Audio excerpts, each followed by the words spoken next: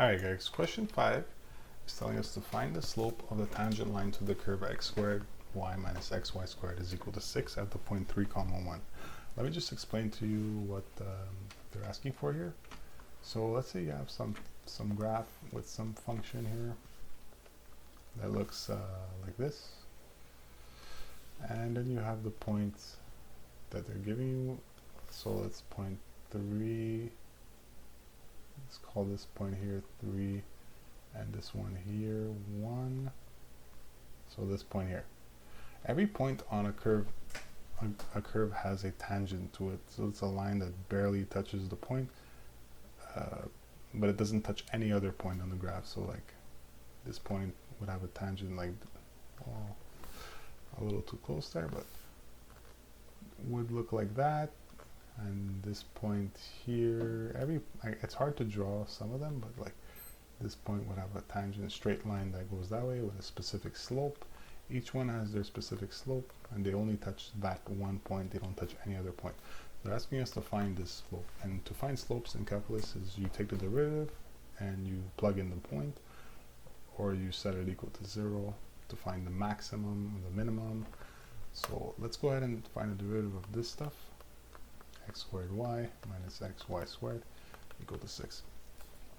Now this is not in the usual form that we've seen before, 2 to the x, y is equal to 2x plus whatever, 7, or y is equal to e to the x. We actually have two variables here, independent and dependent variables mixed together, and we have this y squared term as well. So we can't just apply normal methods, we have to use the implicit differentiation. So we derive the x's as usual, but the y's we have to do something special to them, add an extra component, because we're differentiating it implicitly as compared to the x. So let's go ahead with our two terms here. We got two product rules to do. So our first term, so derivative of the first times the second, so leave the y alone, plus the first times the derivative of the second. So when you implicitly differentiate y by itself, it just becomes y prime. Now just remember that, okay? Now we move on to our second term, derivative of the first. The derivative of x is 1, I won't write it, times the second, plus the first, times the derivative of the second. So when you're deriving something other than y, that's a y term, but it's not just simply y. You derive it as usual, like you would any other variable, 2y. Then you have to tack on an extra y prime multiplied. Don't forget that. So if I was deriving, for example, sine of y, it would be cos of y times y prime, right? Anything else, anything with y that's not just y by itself, you have to add that little y prime at the end. Okay, and then the other side is a 6, which becomes a 0. Now ideally we isolate for y prime, and then we find out what our slope is, but we can't really isolate. This is a lot of work, so we'll plug in our 3, 1 point and see what we get. So 2 times 3 times 1 plus 9y prime minus 1 plus 3 times 2 times 1 times y prime equals to 0. And now dropping the brackets and distributing the negative, we get 6 plus 9y prime minus 1 minus 6y prime equals to 0. Bringing the non-y prime terms to the right side, 1 minus 6 is equal to 3y. So y prime is equal to negative 5 by 3, and that is our slope of this 0.31. It has a slope of negative 5, so it was decreasing at a rate of negative 5 by 3, and that's that. Let's move on to the next. Alright guys, question 6 states that we have to find the first derivative of arcsin 2x minus root 1 minus 4x squared, and then find the double derivative and plug in 0. So how we would do arcsin 2x is pretty straightforward method. You just kind of need to know that by the tables of derivative, the derivative of simply arcsin x is 1 over root 1 minus x squared. Okay, so if we can make this look like this, we have our answer pretty much. So to make it look like that, we can make a substitution here and say that u is equal to 2x, and then we have f of x is equal to arcsin of u, which is analogous to arcsin x, and then we can find our derivative is 1 over root 1 minus u squared. And then we would plug it back in our u, but we can't forget the step that we always have to multiply by the derivative of what used to be inside when we convert back to x's, because that's just the chain rule. You have to put it in. Just remember this derivative for arcsin, just practice and memorize it, and as well as arc cos and arctan, it's the same steps.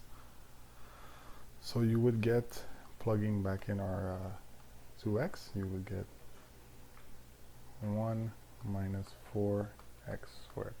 That's your derivative for the first term. Let's work on the second term here. 1 minus 4x squared, root all under a square root.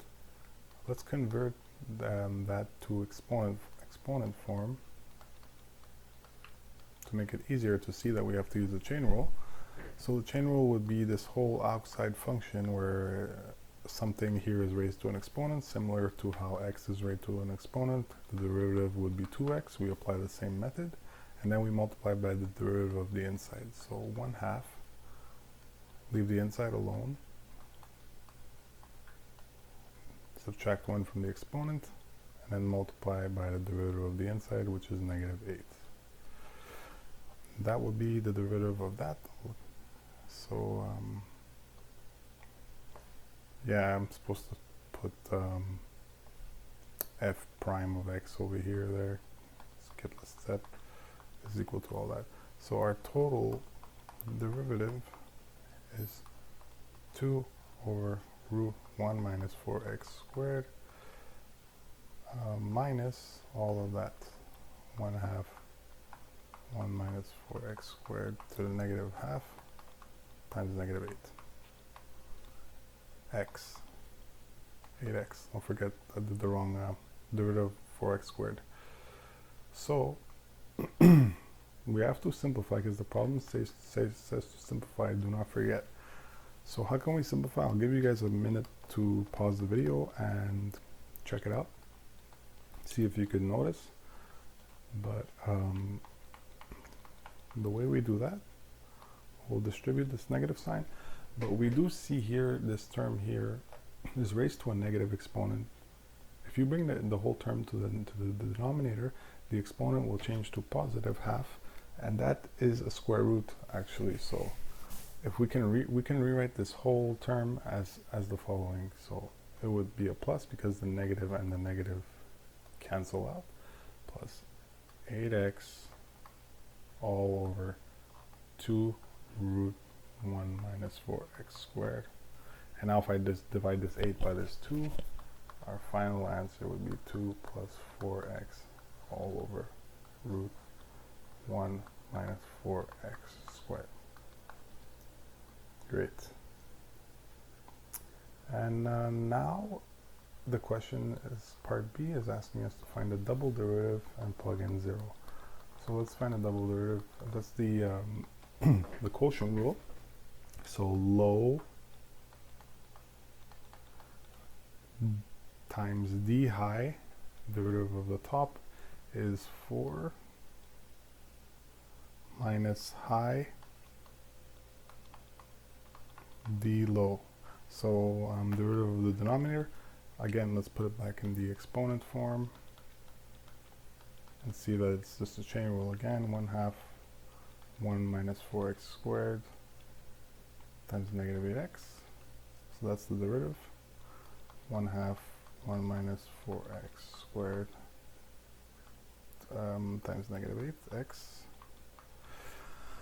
all over the denominator squared.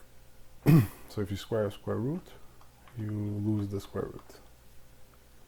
And then we plug in 0 into x. So the first term would be 1 minus 0, so root of 1, and then times 4 minus 2 plus 0, 0 is 2, multiplied by, this whole term goes to 0, all over 1 minus 0. So the answer is 4. Alright, let's move on. Alright guys, question 7 is consider the function 3x minus 4 all to the power of 4 multiplied by 4x minus 3 all to the power of 3. Find g of x and simplify, and find the absolute max and min values of g of x on the interval 0 to 1. Alright, let's work with the derivative.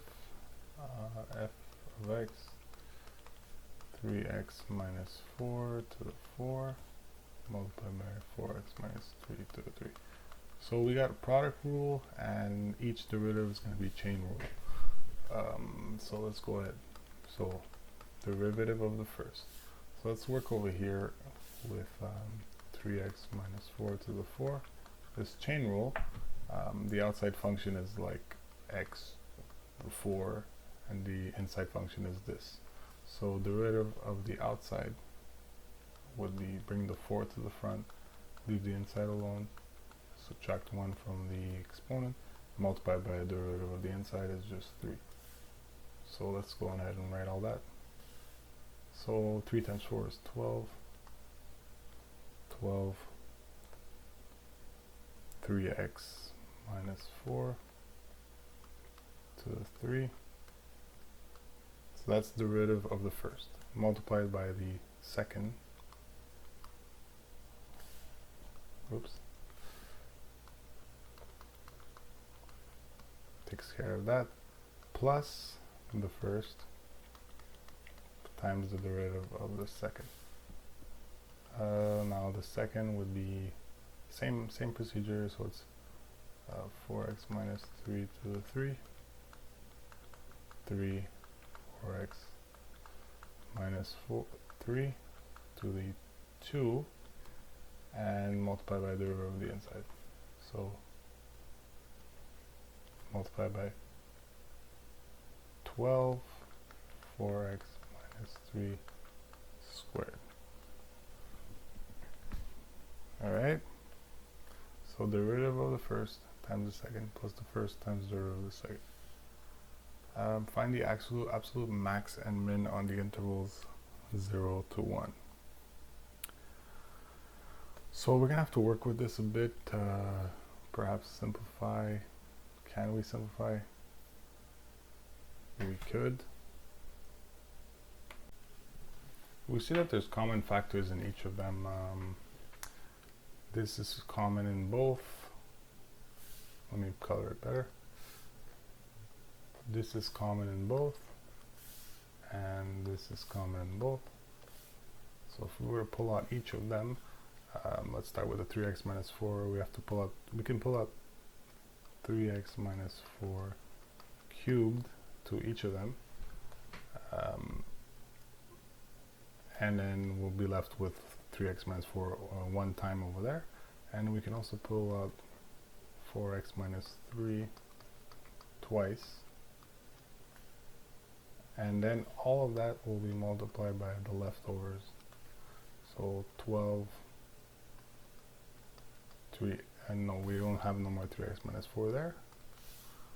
We'll have 1 4x minus, this is 12 here, 4x minus 3, and then we have plus 1 3x minus 4 left times 12. That's it. Makes great sense. And next we will, so we can just also pull out this 12. So let me just cross this out, and we got the 12 over here. And now it's just, we can actually add these together. So our next line would be 12 3x minus 4 cubed, 4x minus 3 squared, all of that multiply by, so 4x minus 3 plus 3x minus 4, so 7x minus 7. So our derivative is 12, 3x minus 4 cubed, 4x minus 3 squared, times 7x minus 7. And now if we find we need to find our absolute max and min values on the interval 0 to 1. And so if you remember from the last exam, if we set this to 0 and we find our critical values, we can actually see what our max and min are. So we have three factors over here. So if we take 3x minus 4 cubed and we set it equal to 0, we take 4x minus 3 squared, we set it equal to 0, and 7x minus 7 and set it equal to 0. We'll get our critical values. So this one would be solving for x. X would be 4 over 3. This one solving for x. X would be 3 over 4. And this one solving for x. X will be equal to 1. So on the interval 0 to 1, it's asking what's our max and min. Automatically we can't work with this because it's over 1, so it wouldn't be in the interval, so we don't care about it. So these are our two critical values here. So what we would do is we set up a table and find each f of x value from plugging it into our original function. So we have 0, 3 by 4, and 1 to work with, and we plug them into our original function, not the derivative, but the original function of f of x was equal to 3x minus 4 to the 4, 4x minus 3 to the 3. So plug in each respective value, and for this one you'll get negative 6912. For this one you'll get 0, and this one you'll get 1. So pick our highest and lowest. So our max is at 1, 1, and our min is at 0, negative 6912. That is our answer. Alright guys, we arrived at our first word problem, and let's read it carefully. Boyle's law states that the product of the pressure exerted by a gas P and its volume V are related by PV equals K, where K is a constant. At a point in time, the volume of a gas is 2400 centimeters cubed, and the pressure it exerts is 400 kPa. Find the rate of change of pressure. So that's the rate of change of pressure with respect to time. So that's what it's asking for. If the volume is decreasing at a rate of 30 centimeters cubed a minute, it gives you the rate of change of volume at that time frame. So it's negative 30, negative because it's decreasing. So what do we do in this case? The general formula for Boyle's law is what we're going to have to remember. It's written, you'll find it in your textbook. Rate of change of pressure times volume plus pressure times the rate of change of volume is equal to 0. So it's just a matter of plugging in your knowns and solving for your unknowns. So dp dt times 2400 plus 400 times negative 30 equals 0. dp dt is 5 kPas per minute. That's the units we're using in the question. So That's all there is to it, guys. It's pretty simple. Just gotta understand what each statement means and write all the knowns down, and remember your equation. Let's move on. All right, our second word problem here says that a box with square base is to be constructed with volume 20 centimeters cubed. That has to be the volume of the cube. Actually, you guys note that it doesn't say that it's a cube. It just says it has a square base. The material for the base of the box costs 30 cents per meter squared. The material for the sides 10 cents, and the material for the top 20 cents. Find the dimensions that minimize the cost of the box. So we got to set up a differential equation. What does this thing look like? Best thing to draw. I'm gonna try. I'm not the best. I'm not an artist, guys. It's supposed to be square too. I know. I'll just draw it sitting down. So I'm not an artist. Basically, both the base and the top are square, and it's a rectangular prism. So there we go. Oh no, I lost it. I have no idea what's going on now. Okay, yeah, whatever. So square, and the opposite side is square as well. So we can label the sides. These are the same, and this is different. So we can set up equation given that they give us the prices of each side. So cost is equal to, so the base is 0.30 cents in meters squared. So that's the area. So the area of the base is x squared, x times x. And the sides is 0.10, and that's in meters squared as well.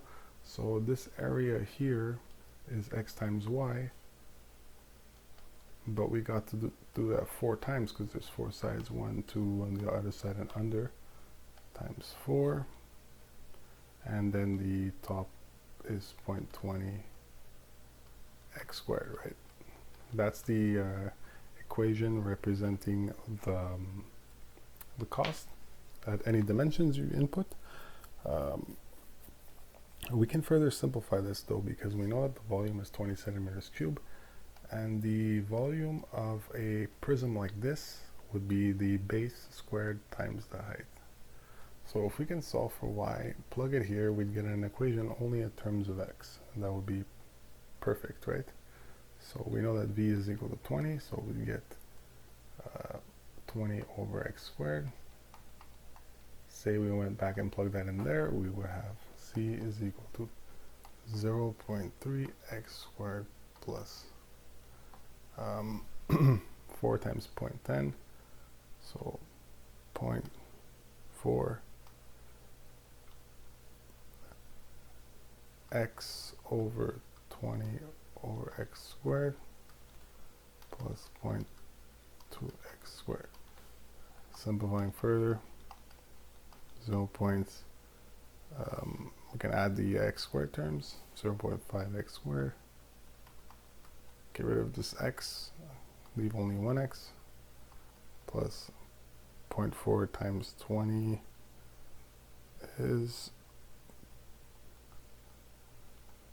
0.5. No, it's not 0.5. It's 8.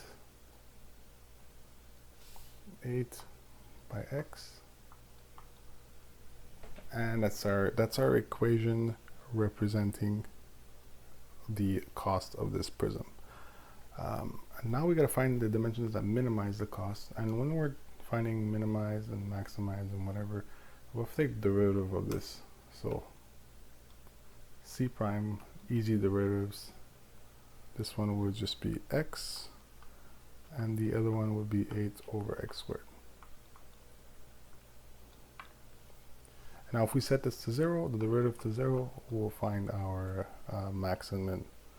So finding the only real dimension here is x cubed is equal to 8, so x equals 2. That's our 0 over here. And if we plug this 2 back into our equation where we said that y is equal to 20 over x squared, we get y is equal to 5. These are the dimensions that would minimize the cost of the box.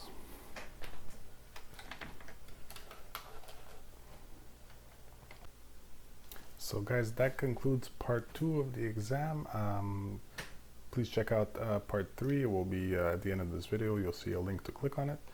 Also, press that subscribe button on the bottom right. Support me on my journey to teach you guys. I'll see you guys in part 3.